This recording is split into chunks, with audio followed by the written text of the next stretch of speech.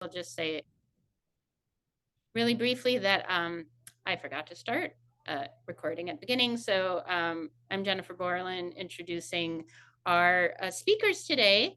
And I'm going to start that now. So our first speaker is Dani Dempsey, who comes to us from religious studies.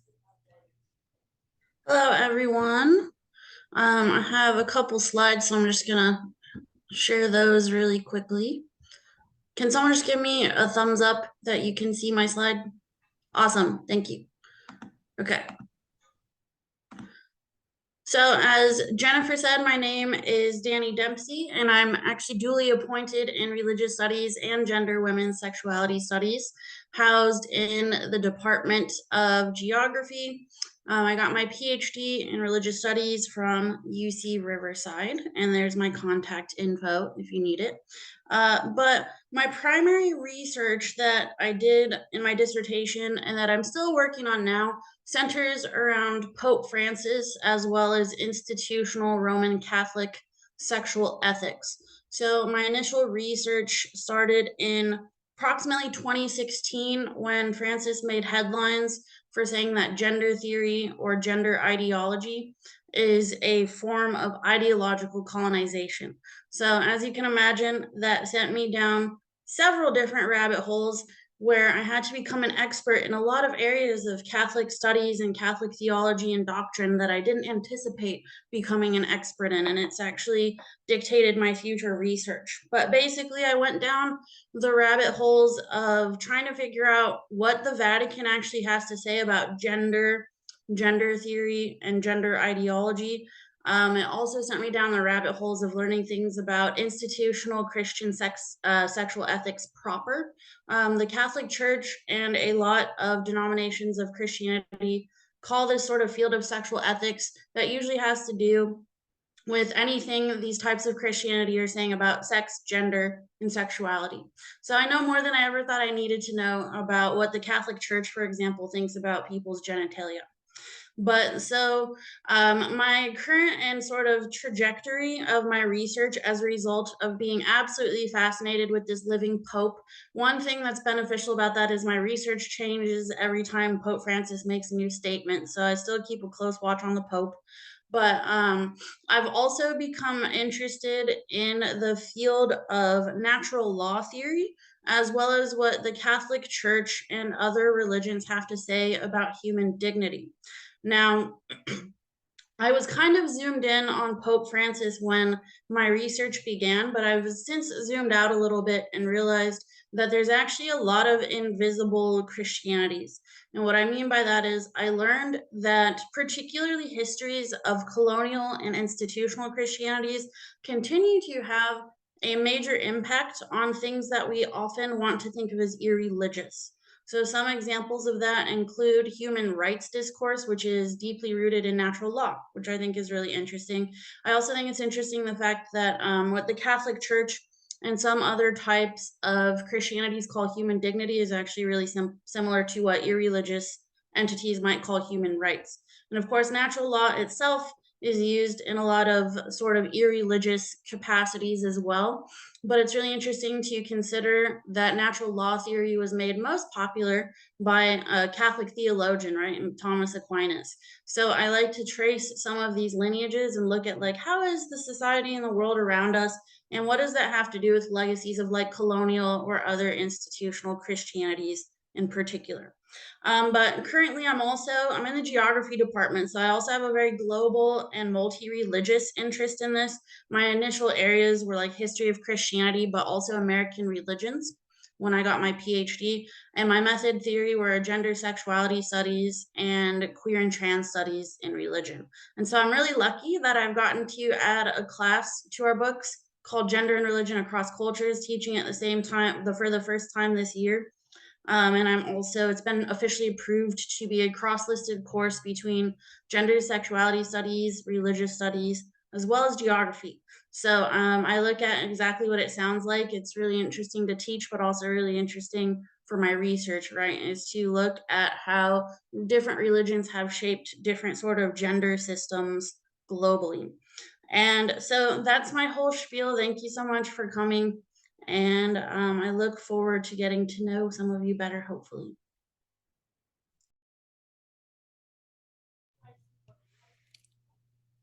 Thank you so much. I really appreciate it. We are going to hold off questions if people have them to the end of our visit. And thank you for reminding me that you are in 3 different entities instead of just one. Yeah, I think a great kind of example within those areas of some of the fantastic interdisciplinary work that happens on our campus. So thank you for adding some of the stuff that I left out of your intro. Okay, our next speaker is Kendra Greendeer, who is in the Department of Art, Graphic Design, and Art History. Hey, thank you, Jen. Of course, I went through this last time I was being recorded for an event with presentations. I think I need to restart Zoom in order to share my PowerPoint.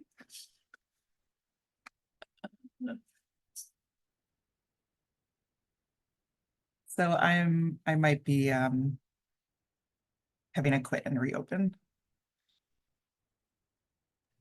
Do you want to take a moment and we'll move our order?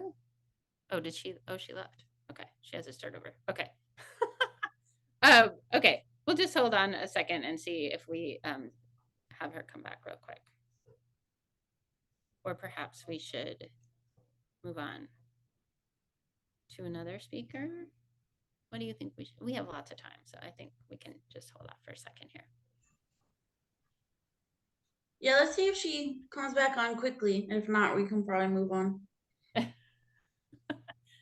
We could also, oh, there we go. Okay, here she comes back.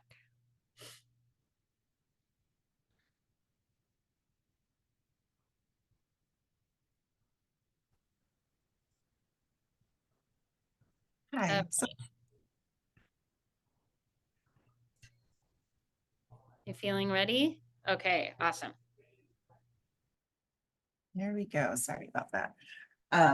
So yes, my name is Kendra Greendeer. I'm in the Art, Graphic Design, and Art History department, and I teach art history, mostly Native American art history. This semester, I'm teaching American art history, and theories and methods associated with art history. So, also I just graduated from the University of Wisconsin-Madison with my PhD in art history in July of last year. So it was a quick turnaround for starting here. And prior to that, I received a master's in art and museum studies from Georgetown University and a bachelor's in museum studies from the Institute of American Indian Arts. So a lot of my research going back has been centered around museum studies and how we are approaching Indigenous history in object-based collections.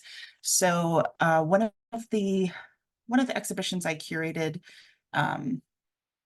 at the Milwaukee Art Museum that was part of the Chipstone Foundation's exhibition space entitled Mrs. M's Cabinet, where historical period focus exhibitions are presented. So there was an exhibition focusing on white male photographers that were photographing the American West in these wild spaces. However, in these depictions of my homelands, there was still very much a present Indigenous population. Even in the image on the lower right, you see these sort of suggestions of an absence of Native people. So my curatorial work is really trying to recenter and reposition Indigenous voice and presence back into these periods that aren't always that don't always recognize Indigenous people. And another exhibition I curated while I was a PhD student is this is Intersections Indigenous Textiles of the Americas. And it highlighted works from North, Central, and South America, and based around different themes of transportation and trade, story work, and ancestral connections to this medium of textiles. That how we're able to see a deeply embedded understanding of place, land, ancestral knowledge, and within textiles. And it was particularly of interest to me because this was in my homelands, and so often Native textiles are associated with like the Southwest. Very few recognition is given to the area of the Great Lakes, that we were also weavers as well. And so my current research is expanding on my dissertation that is entitled Rematriating Indigeneity in Contemporary Native Arts. And my chapters go through various focus on one artist in particular and their approach to how they are reinserting Indigenous womanhood and femininity back into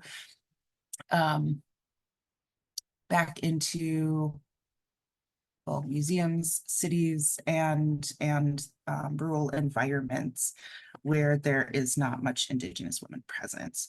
So rematriation is an Indigenous woman-led initiative to really return to our pre-settler colonial teachings. And so I look at Jean Kwak Smith and her mapping, and of course, mapping being a very colonial tool. Nani Bache Cone is a mural artist, and she is really depicting these Indigenous women merging out of this urban space and really contesting the understandings of Indigenous presence within the cities and the places that she's working, also making them very site specific. You can see there's like very specific motifs included of the tribal nations where she is working.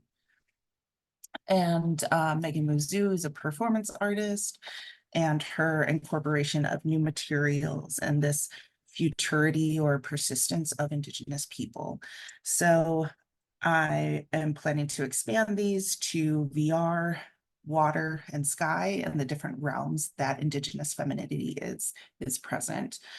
And so some of my other upcoming research projects include curating a reinstallation of the American West galleries at Milwaukee Art Museum, and incorporating a number of contemporary Indigenous artists into the space, where you see such depictions like on the left, these very stereotypical images of Native people, or the depiction of Indigenous ancestral lands as commodity, as as capital, as possibility for white settlers to settle. And another research project I'm working on right now is writing an essay for an upcoming exhibition of a contemporary Ho-Chunk artist who just recently passed away, Truman Lowe.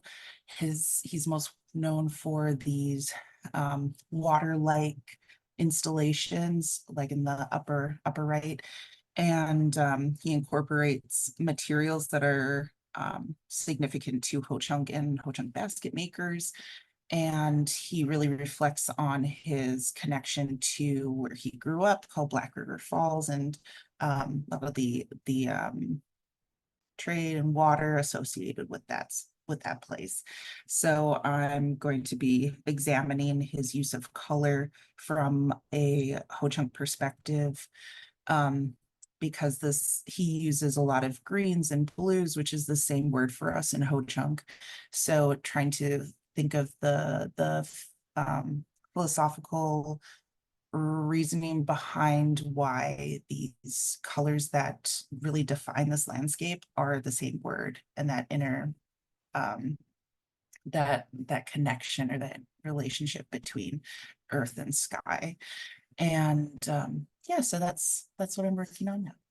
I look forward to hearing more about all of yours. So thanks.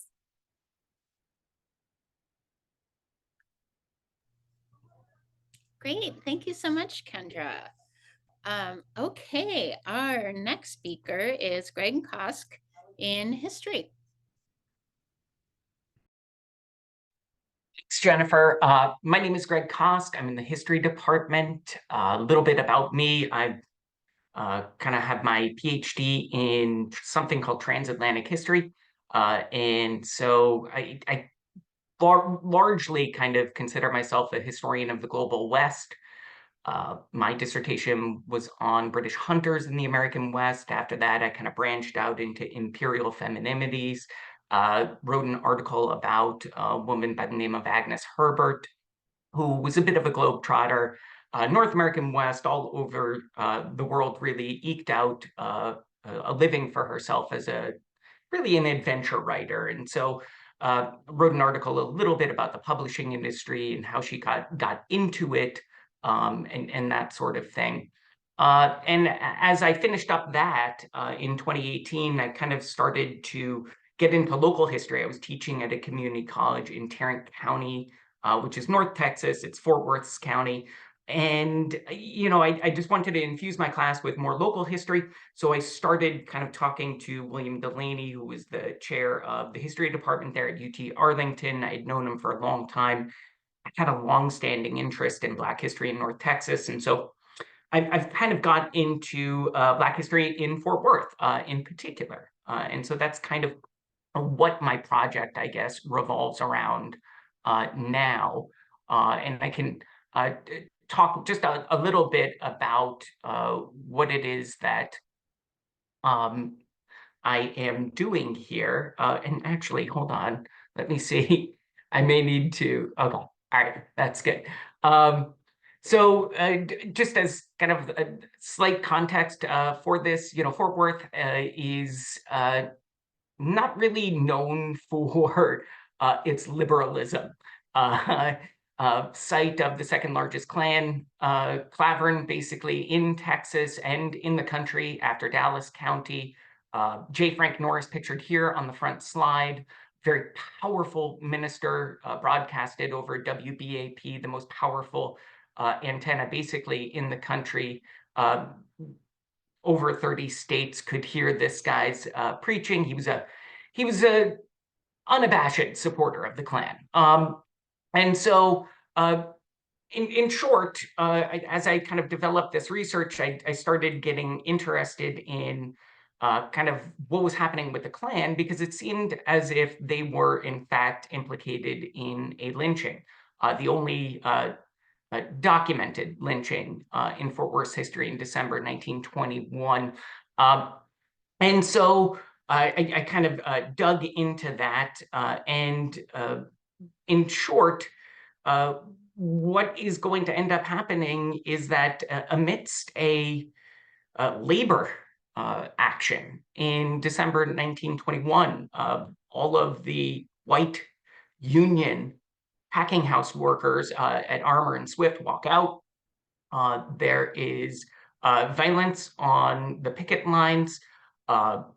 And one of Black workers who is walking out of work, a man by the name of Fred Rouse, is going to be accosted by the strikers. He will be stabbed in the back.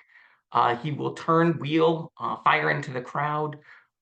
He had a firearm on him for protection because there was so much violence on the picket line.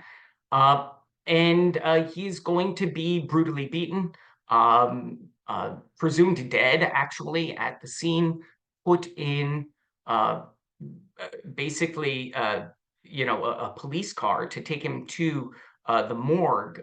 Miraculously, he actually wakes up after this, and he is taken to the City and County Hospital, one of the 2 hospitals in Fort Worth that actually allowed Black patients.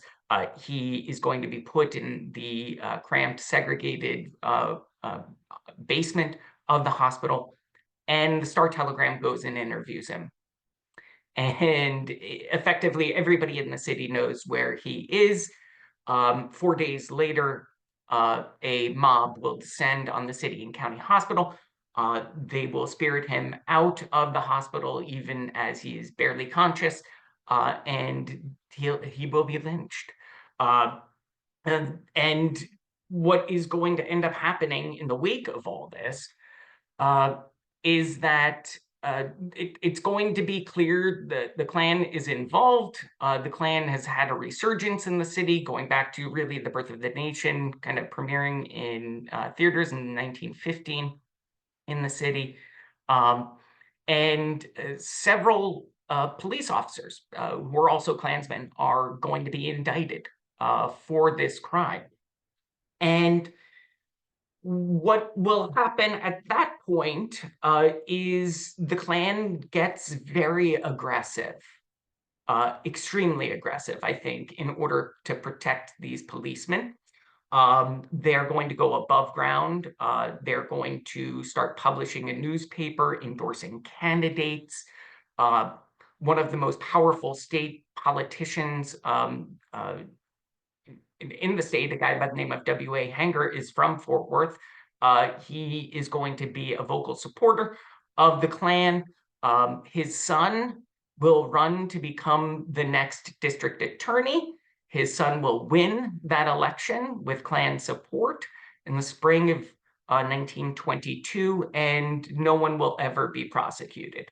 So the Klan is ultimately successful, I think, in making sure that these police officers are going to be protected, that sort of thing.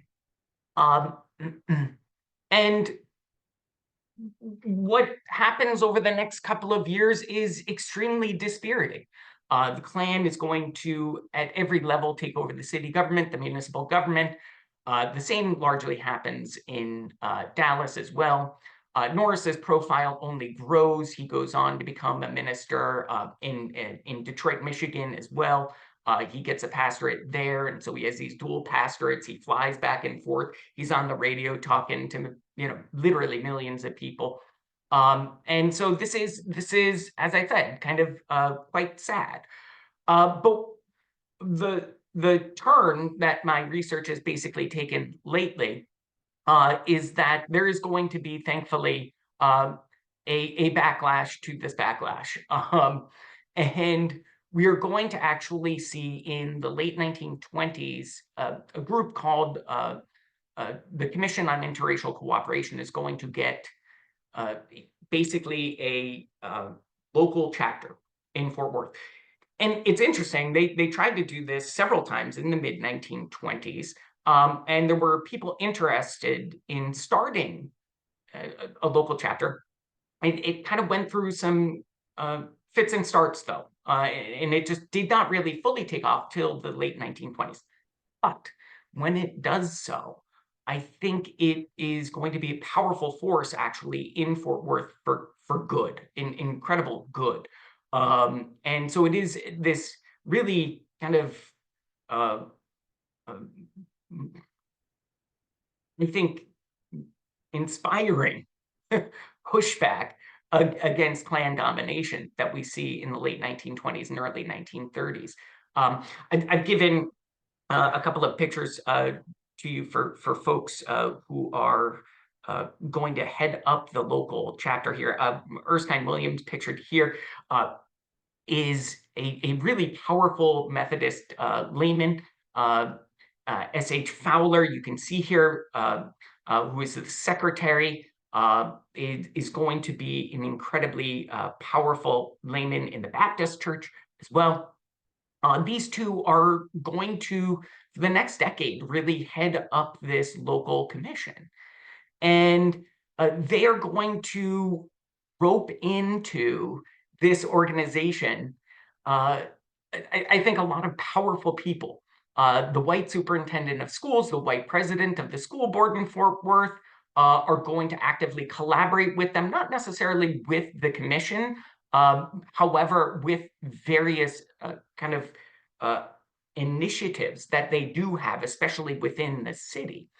They're going to get TCU professors, CR and Mirth Shearer, one's a mathematician, one's a historian, to start kind of educating TCU students on a lot of stuff.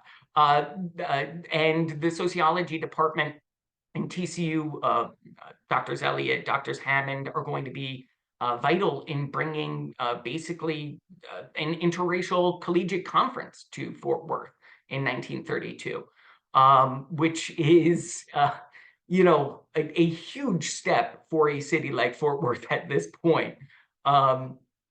And the other person who I think is really important here is another Black leader, Reverend F. Rivers Barnwell, who is just going to be central to this local commission. He's a field worker for the American Humane Society. He the only Black Humane Society field worker, basically, in the early 20th century. He's out of Fort Worth. And he runs these programs in white schools, and he is able to kind of get into the white schools to do a lot of Humane Society programming. And I think, as he's talking about humanity toward animals, obviously the implication is that, right, we're all God's creatures, and we need to extend this as well. And so I think he's very deftly kind of weaving that into the schools here. And that's Barnwell here. He does a lot of extension work. So that's kind of where my research is headed right now. And so this arc, I guess, that we see in Fort Worth.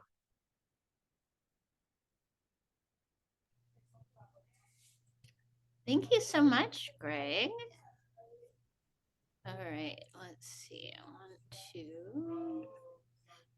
All right, excellent. Well, we have one more speaker, and then we can kind of open up the conversation. Jean Kwak, who is from the English department. Thanks.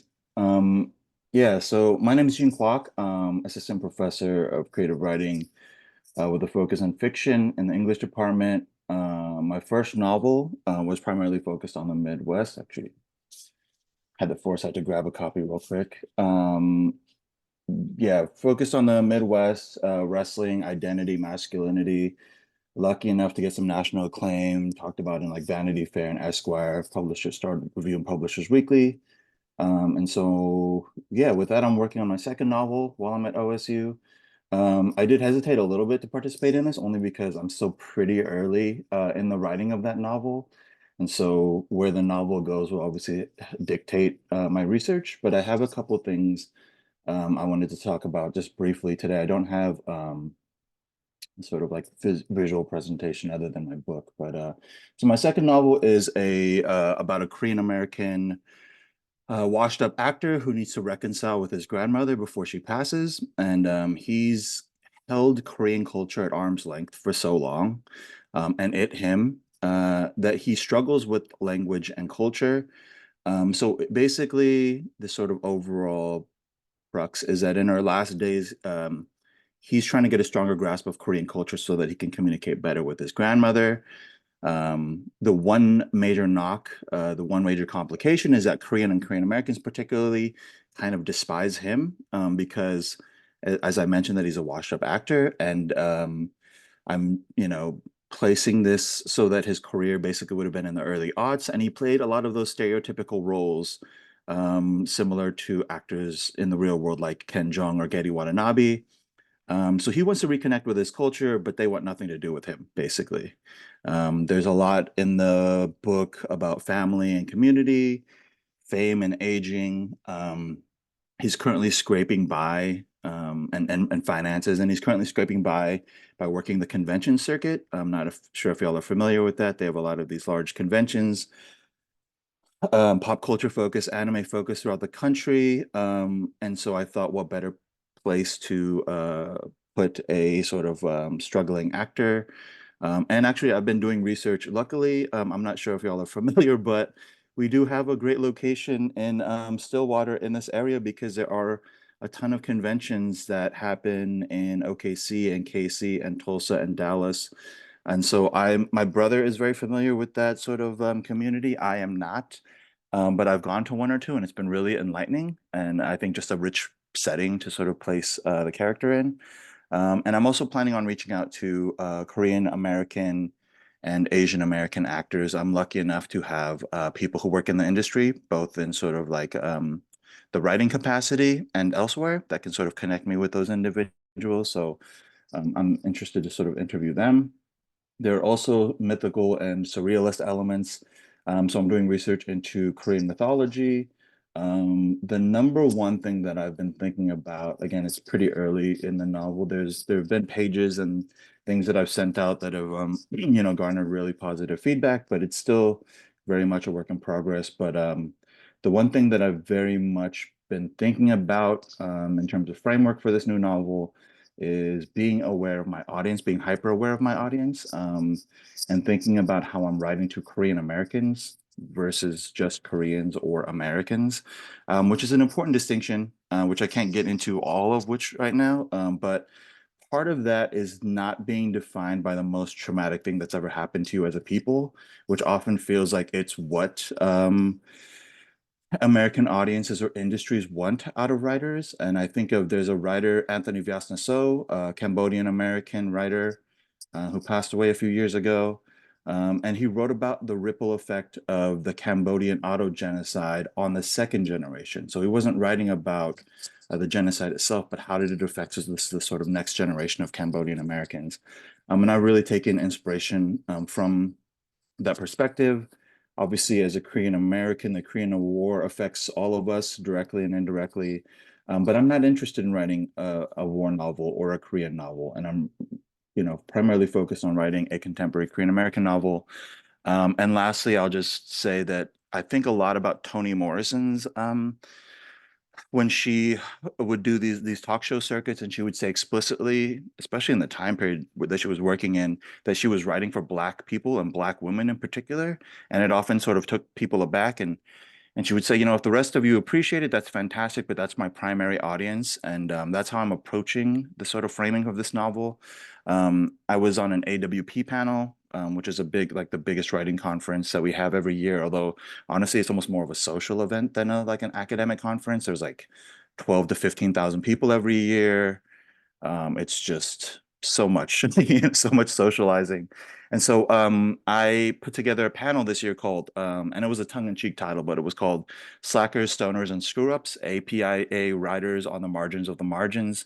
And we talked about writing these sort of like complicated Asian American characters that weren't fitting or upending the expectations of the model minority myth. And it was at a prime time on a prime day, and we had like at least, I don't know, 150 to 200 people maybe. It was just jam-packed with people really excited for that conversation. And so thinking about that audience, thinking about the success of even shows like Beef, I think goes to show that there's clearly an audience looking for these complicated, complex, thorny Korean American characters and narratives. And yeah, that's kind of where I'm at with it right now. Thanks, y'all. Thank you so much. Okay, well, we've got about 20 more minutes in our time today, and I would be very happy to open up the floor to folks that might have questions for our speakers, or if the speakers have questions for each other. Yeah, so does anyone have any questions or follow-ups, interest in clarification, anything that you'd like to ask our audience?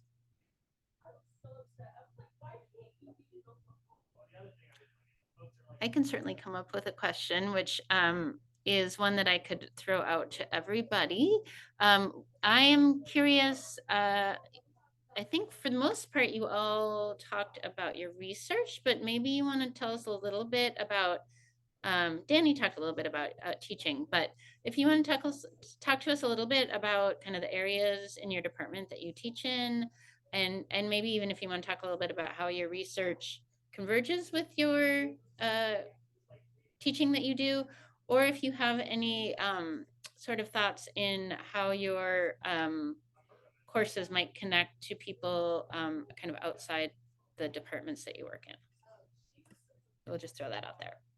But if anyone has a more specific question, feel free to pop it in the chat or what have you, okay?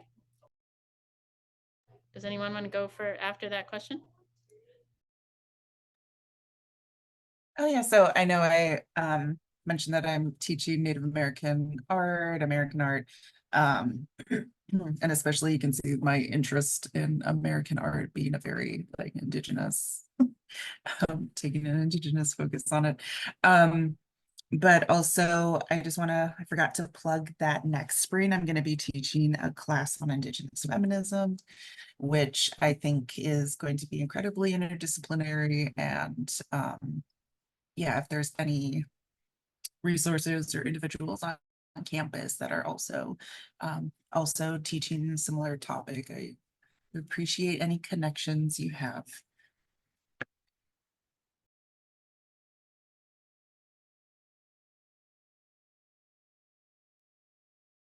Anyone else want to jump in?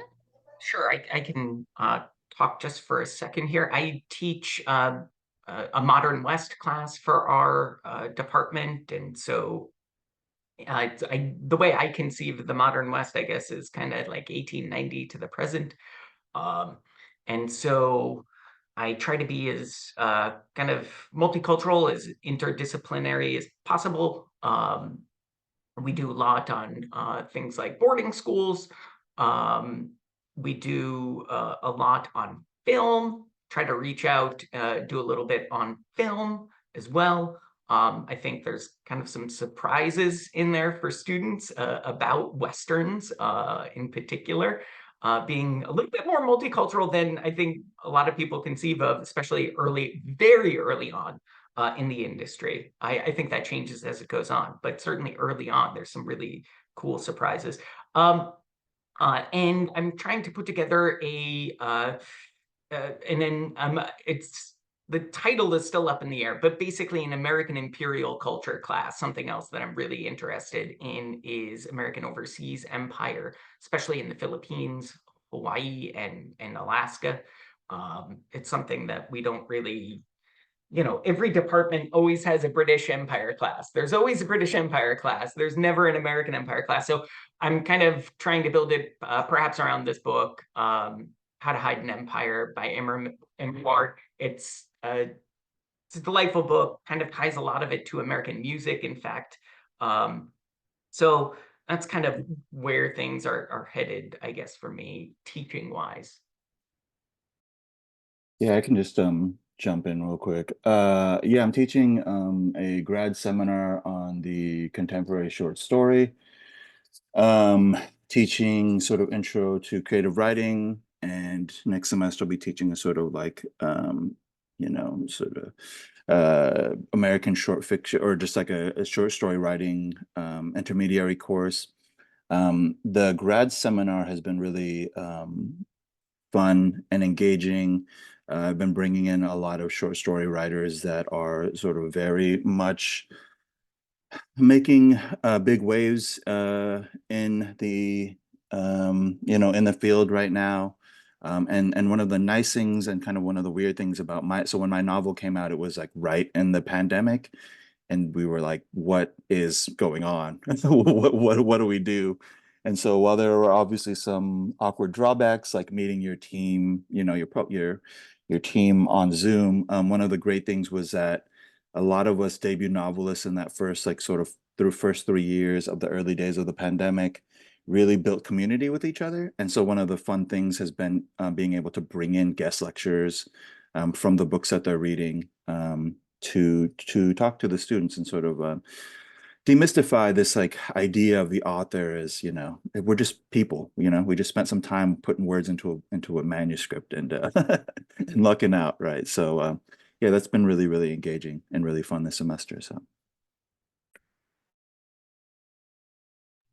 Great, thank you. Dani, do you want to expand at all on? No, the main thing that I'm having the opportunity to do is just sort of try and have more communication between, especially interdisciplinary fields that don't always communicate. People tend to be surprised that there's anyone doing like gender and sexuality studies or queer and trans studies in religion. And people in religious studies can definitely benefit from increased, intersectional analyses. So that's why I was really happy to be able to introduce, currently it's going to be triple kind of cross-listed course. But then in general, we're trying to do more for like the trails kind of thing and stuff as well, and bring in some people from other fields. Like I'm teaching a class called Religion in the Body, which I did not introduce, but I'm teaching that in fall. And so we're trying to expand and see if even like, uh, fields related more to healthcare and stuff like that might find, or like bioethics in general, might find those kinds of courses interesting. So yeah, and I love to team teach, so I'm hoping to be able to team teach with someone while I'm here as well. But yeah, those, so nothing super specific, but those are the general things I'm kind of hoping to be able to do here. Excellent, thank you. And I'll just follow up by saying that one of the things the Humanities Center is really excited to do is to share information coming from your programs and departments. So if you either want to advertise a course or some other kind of event that you have in your department, a guest speaker, what have you, we have a way for you to submit that on the website, but you can also just email it to me or Vera, or our humanities@okstate.edu email. But definitely our goal is to facilitate the sharing of those things. And I think especially when folks are somewhat new to the campus and may not have those networks yet, we would really like to facilitate that. So I'll just kind of put that out there. Any other questions that folks might have for our speakers or for each other?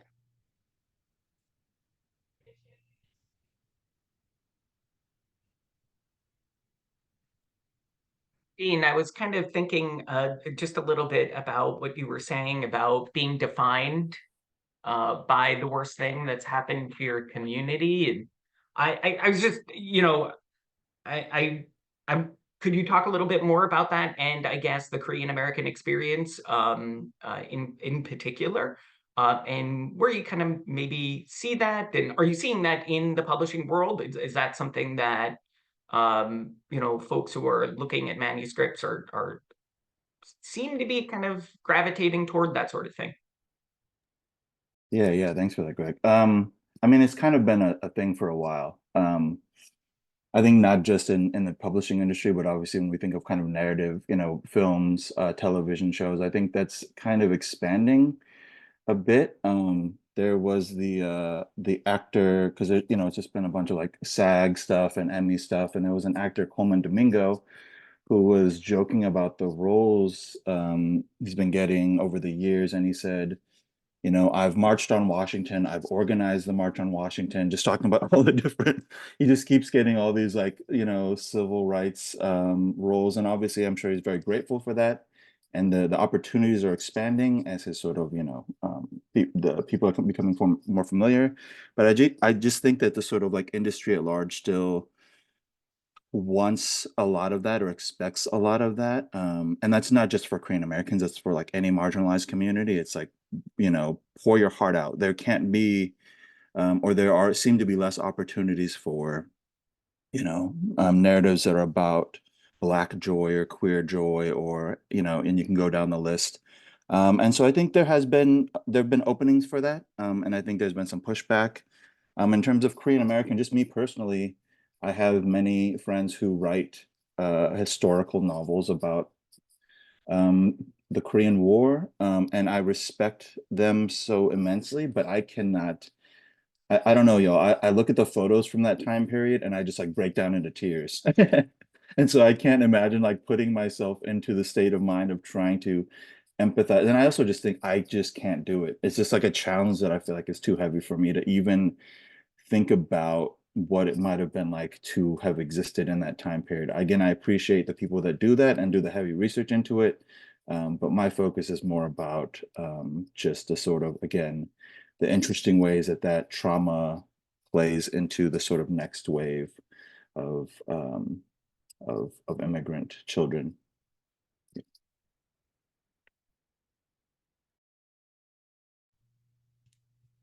Thanks so much for that question and elaboration. Does anyone have any other questions before we wrap up today? Well, I think with that, I would just like to remind you all that you can find more info on our website for different events. And that includes our speakers that will be joining us on Tuesday from 12 to 1. Similar format to this, Taiwo Bello in history, Chris Blake Turner in philosophy, Joan Corte in theater, Ben Murphy in art, graphic design, and art history, and Giovanni Francisco Salazar Calvo in languages and literature. So those are going to be our speakers next Tuesday. I hope you can join us. I just want to say thank you again to our speakers today. It's really great to meet those of you who we haven't met before. And we hope that this is an opportunity to start connecting to folks who have shared interests and just knowing what else is going on in other departments. So thank you again so much, everyone. And hopefully I'll see some of you on Tuesday. Have a great weekend.